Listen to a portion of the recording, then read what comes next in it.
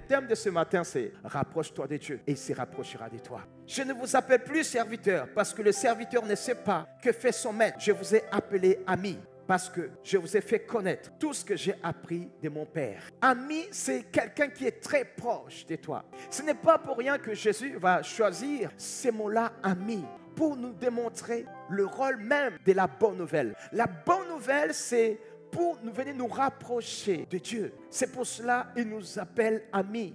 Dans le grec, le mot qui est utilisé ici, c'est le mot philéo. C'est l'amour amical, l'amour de confidence. Il nous appelle des confidents. Dieu t'appelle son confident, sa confidente. Pourquoi établir l'éloignement? Tu n'as pas à établir un éloignement. Rapproche-toi de Dieu, il se rapprochera de toi. Nous avons un trésor que Jésus-Christ nous a donné, qui est le fait de pouvoir avoir l'opportunité de nous rapprocher de Dieu. Les anciens ont prié voir le jour que nous vivons aujourd'hui, mais ils ne l'ont pas vu venir. Jusqu'au jour où le Messie est venu. Ce n'est pas vous qui m'avez choisi, mais moi je vous ai choisi. Je vous ai établi afin que vous alliez et que vous portiez du fruit et que votre fruit demeure, afin que ce que vous demanderez au Père en mon nom, il vous les donnera. Ce n'est pas vous qui m'avez choisi, mais c'est moi. C'est Dieu lui-même qui avait fait le pas vers toi et moi. Vous avez vu? Il n'y a rien que nous avions fait. C'est Dieu lui-même qui t'avait choisi. Il t'avait choisi parce qu'il a vu quelque chose en toi. C'est parce que tu es précieux. Tu ne vas pas faire de quelqu'un un ami, sachant que c'est une source de problème pour toi. Non, parce qu'un ami, c'est quelqu'un que tu estimes. C'est quelqu'un que tu apprécies. C'est quelqu'un que tu veux voir tout le temps. Et encore, il va utiliser philéo, l'amour de confidence. Dieu t'a choisi parce qu'il voit en toi le potentiel d'un confident. Quand on parle de confidence, c'est celui avec qui il va dire des choses qu'il ne pouvait pas dire avec n'importe qui. Rapproche-toi de Dieu, il se rapprochera de toi. Nous ne sommes plus rédevables à la chair. Cela ne veut pas dire que la chair n'est plus là. La chair est là, mais tu ne lui dois rien du tout. Tu n'es plus rédevable de la loi de la chair parce que tu ne lui dois plus rien du tout. Si vous vivez selon la chair, vous mourrez. Mais si par l'esprit vous faites mourir les actions du corps, vous vivrez et tu vivras. Rapproche-toi de Dieu et tu vivras. Rapproche-toi de l'alliance, la nouvelle alliance en Jésus-Christ. Tu vivras. Le péché avait le pouvoir sur toi. Mais aujourd'hui, je t'invite à ce que tu puisses dépouiller le péché. C'est possible. Tu as la capacité à surmonter ce péché-là qui te conduit à chaque fois dans les travers. C'est possible parce que la chair est là, le péché est là, mais tout ce qui était le pouvoir qui te conduisait à ce que tu sois esclave de ce péché n'est plus là. Rapproche-toi de Dieu, il se rapprochera de toi. Car tous ceux qui sont conduits par l'Esprit de Dieu sont fils de Dieu. Tu es un ami et tu es un fils. Dieu veut se rapprocher encore plus de toi. C'est pour cela qu'il te parle en disant tu dois surmonter le péché. Tu dois te considérer comme la personne qui a le pouvoir sur la chair. Parce que tu as prévu quelque chose de merveilleux, quelque chose de beau, de précieux. Car tous ceux qui sont conduits par l'Esprit de Dieu sont fils de Dieu. Si tu te rapproches de Dieu, tu vivras cette dimension-là où Dieu viendra de temps en temps te parler, se révéler à toi en te disant alors, qu'est-ce que tu as fait dans la journée? Ou qu'est-ce que tu feras dans la journée? Pourquoi? Parce que tu auras développé cette attitude de te rapprocher de lui. Et lui, c'est un père. Tu es un fils, tu es une fille. Son plaisir, c'est de pouvoir être dans la proximité avec toi. Et il puisse se révéler à toi en te disant, écoute, mon esprit est en toi. Je te parle et je te rappelle encore que tu es un enfant. Tu es mon enfant. Vous n'avez point reçu un esprit de servitude. Vous êtes encore dans la crainte. Mais vous avez reçu un esprit d'adoption par lequel nous crions Abba Père. C'est-à-dire que tu peux crier en disant Papa, rapproche-toi de moi. Ce matin, tu peux dire Papa, rapproche-toi de moi. Il prendra plaisir de venir dans tes bras et courir vers toi en disant mon fils, oui. C'est un esprit d'adoption. Tu n'as pas payé quoi que ce soit pour l'avoir. C'est lui qui t'a choisi. Il t'a appelé ami. Il t'appelle encore fils. Fille, tu dois avoir une vie stable. Tu sais là où tu vas. Une vie où ce matin, je te rappelle à ce que tu puisses te positionner comme il faut par rapport à ta vie. Ne perds pas le rôle que Dieu a prévu pour toi. L'Esprit lui-même rend témoignage à notre esprit que nous sommes enfants de Dieu. Hey! Laisse que l'Esprit de Dieu puisse te confirmer cela. Tout ce que tu avais fait ou tout ce que tu fais dans ta vie. Dieu ne reste pas là-dessus. Il ne reste pas là-dessus.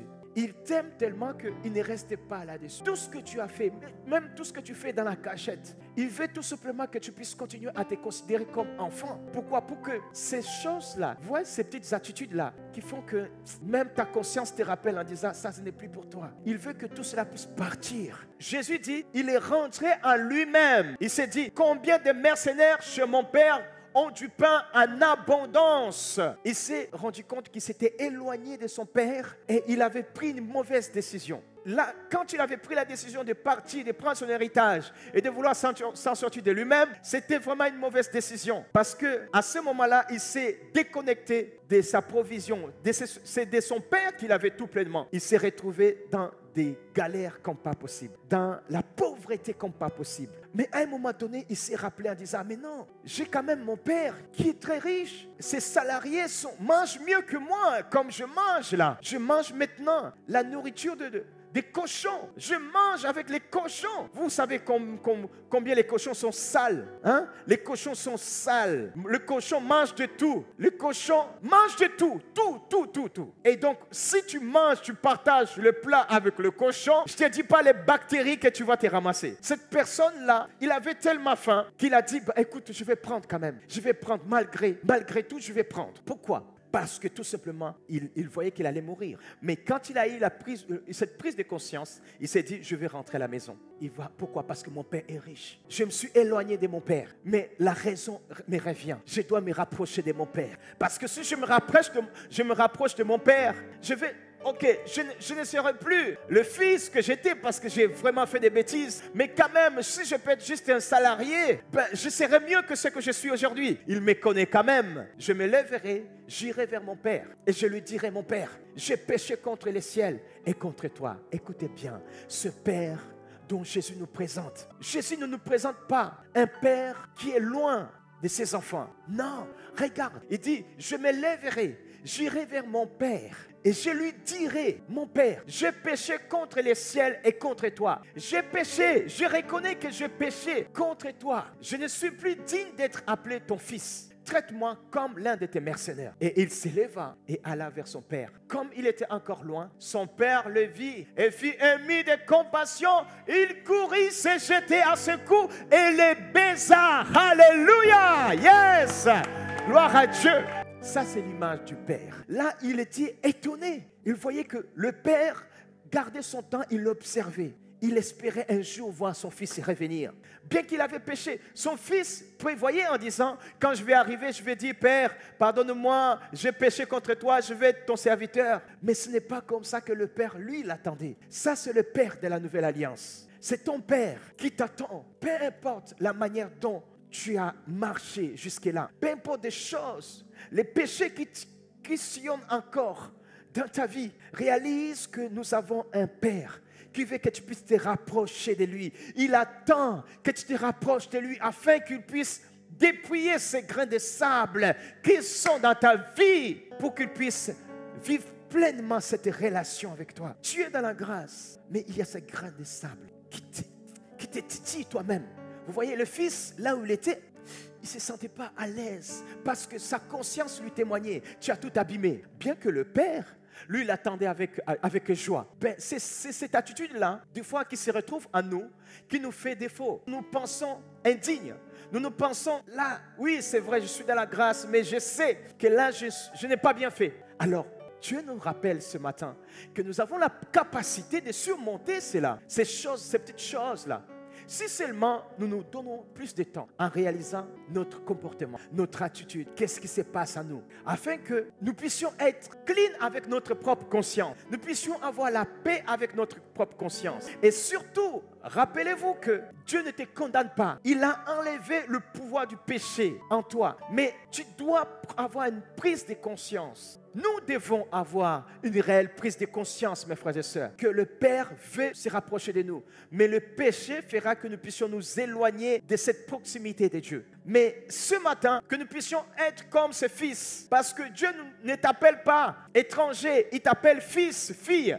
Alors rapproche-toi de connais lui et que tu puisses voir comment le Père va prendre plaisir de devenir ton confident. Or, si nous sommes enfants, nous sommes aussi héritiers. Tu es enfant, tu es aussi héritier. Tu as tout pleinement. C'est un trésor. Te rapprocher de Dieu, c'est un trésor.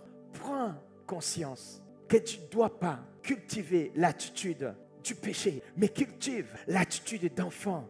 Parce que nous avons beaucoup de choses à perdre. Qui que tu sois, personne ne peut être à l'abri de cela.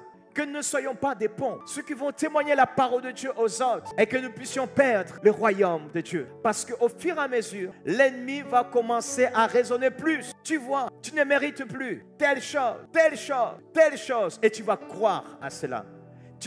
Tu n'auras plus la mentalité de la nouvelle alliance, la mentalité de la grâce. Tu es héritier aujourd'hui. Tu as accepté Jésus comme ton Seigneur et ton Sauveur. Nage dans ton héritage en Christ, héritier de Dieu et co-héritier de Christ. Si toutefois nous souffrons avec lui. Souffrir avec Jésus, c'est de réaliser ce que Jésus a accompli à la croix de Golgotha. Réalise qu'à la croix, il a souffert et il a vaincu. Il a vaincu pour toi et moi. Pour que nous puissions jouir de l'attitude d'héritier et de co-héritier de Christ, est-ce que tu souffres avec Jésus? Est-ce que tu souffres avec Dieu en réalisant que Dieu a donné son Fils? Lève de la croix la souffrance de Jésus à la croix. À chaque fois que tu vas rentrer dans les péchés, sans pour autant réaliser qu'il y a celui qui a souffert pour que tu ne puisses plus pécher, à ce moment-là, tu fais ressurgir les souffrances de Jésus, mais sans que tu puisses participer à ces souffrances.